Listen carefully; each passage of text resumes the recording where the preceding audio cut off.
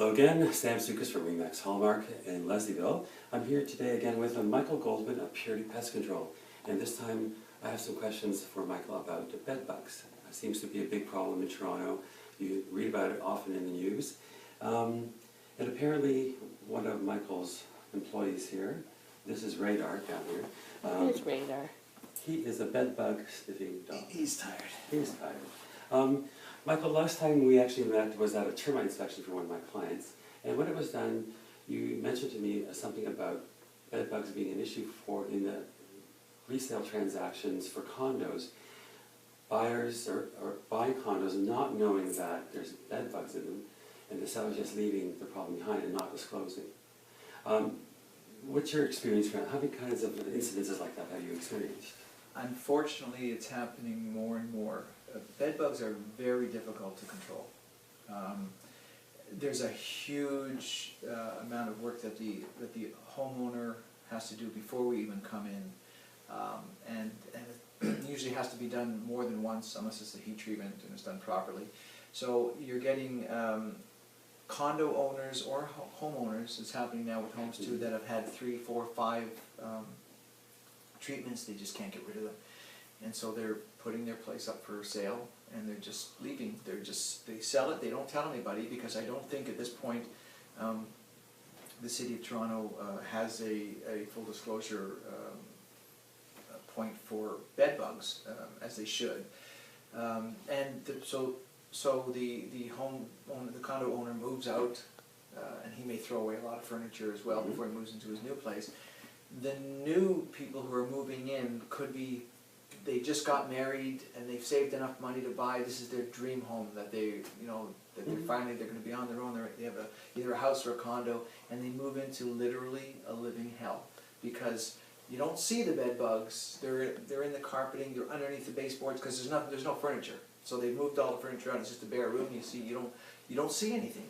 But at night, when you're going to bed and they start coming out of the baseboards or from in between the walls where they were hiding, and now this family is living in a hell, because now they have to figure out how to get rid of them. So you said something about the bedbugs coming out at night. Is that kind of typical? Traditionally, they'll feed, let's say, between 2 and 6. But that being said, there are a lot of inspections that we do when we're finding bedbugs in offices. So someone has a big enough problem at home and they crawl into their purse, or you're getting ready and you throw your pants on the bed and clothes, and then you get dressed and a bedbug crawls onto your clothing. Now you're in your office and you're sitting down and the bedbug crawls off and goes and hides somewhere. And then when they feed every 6 to 10 days, so they're hungry, it's 2 o'clock in the morning and there's nobody there. And so they have to change their mode of action, and well, there's someone here when it's light out at 9 o'clock in the morning, so they'll do it. It's they prefer it at nighttime when you're sleeping, because you're not moving and they can get in and get out. But if they have to, they'll feed during the day as well. So in your experience, you've met buyers who have called you after they moved in to verify or not that there is a bedbug problem.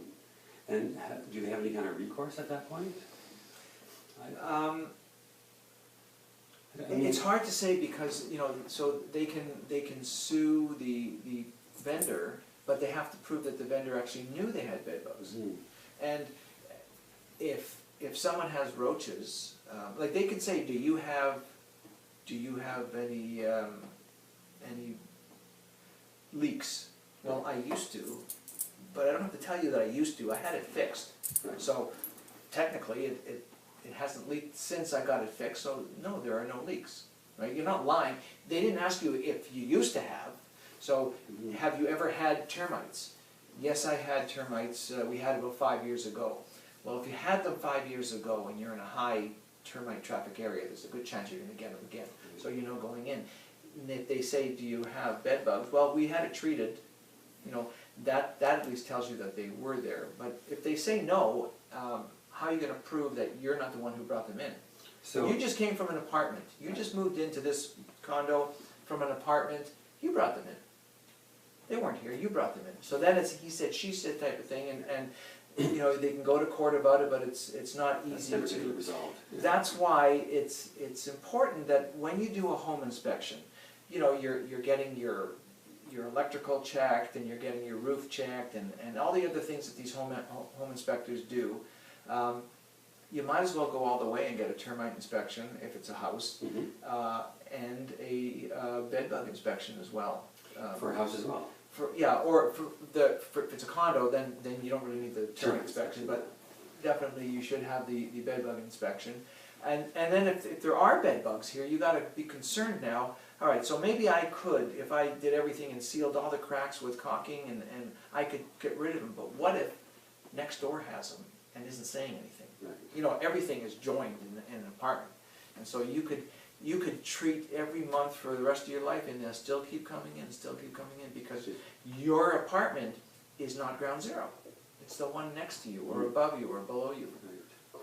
So it wouldn't be a bad idea then for my buyers, if they're buying a condo, to make an offer conditional on the inspection by radar over there for bed bugs.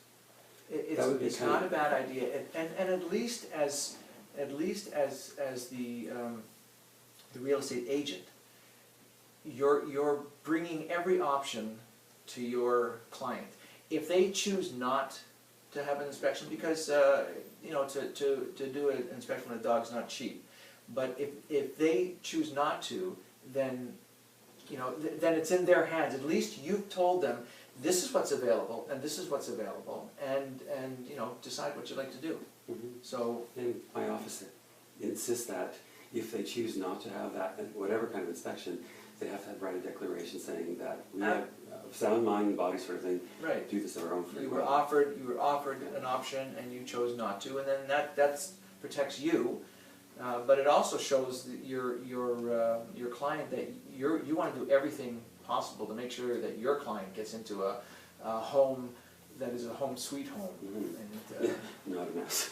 Yeah. So this is Rhaegar. How many other dogs do you have that work for you? I actually have 4. I have Cody is my termite dog, and Radar, and I have Luke, who's a fox red retriever, and I have a golden retriever named Alexa. Now she doesn't work anymore because she has a neurological problem. She doesn't know where her back end is. So we don't, although she can find bed bugs just as easy as the other ones do. She doesn't like walking on hard floors because her feet slip out. And so basically my wife takes her to Baycrest Seniors Home once a week to bring some smiles on people's faces and to give back to the community. That's nice. Well, if you are thinking of buying a condo and considering an inspection by Michael and one of his pooches for bed bugs, we'll have his contact information on the website and on this video. Michael, thanks very much for stopping by, and my pleasure. Great information. Take care. Thank you. Over there. Who's that?